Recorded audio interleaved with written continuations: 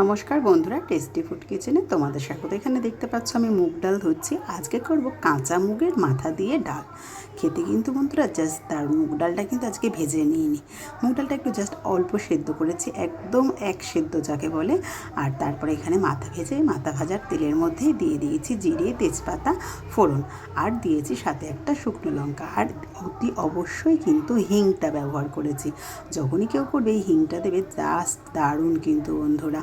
পেঁয়াজ রসুন ছাড়াই কিন্তু আমি এই কাঁচা মুগের ডালটা করেছি মাথা দিয়ে। খেতে দারুণ, শুধু হিংটার টেস্টটাতেই কিন্তু ডালটা খাওয়া হয়ে যাবে। এবার দেখো আমি এখানে দিয়ে দিয়েছি একটা টমেটোকে ভালো করে ঘষে নিয়েছি। তারপরে দিয়েছি স্বাদ মতো লবণ, পরিমাণ মতো হলুদ, জিরের গুঁড়ো দিয়েছি 2 চামচ, আর দিয়েছি একটু লঙ্কার গুঁড়ো। এবার ভালো করে মশলাটাকে কষিয়ে নেবো। আর একটুখানি স্বাদ ব্যালেন্সের জন্য, যেহেতু আমি পেঁয়াজ রসুন দেবো না, তার জন্য স্বাদ ব্যালেন্সের জন্য এখানে 1 চামচ মতো চিনি দিয়েছি। তারপরে ভেজে রাখা মাথাটাকে দিয়ে দিয়েছি। এবার ভালো করে কিন্তু মাথাটা কষিয়ে নেব। মাথাটা ভালো করে কষা হয়ে গেলে এর মধ্যে দিয়ে দেবো কিছু কাজু বাদাম আর কিছু কিশমিশ।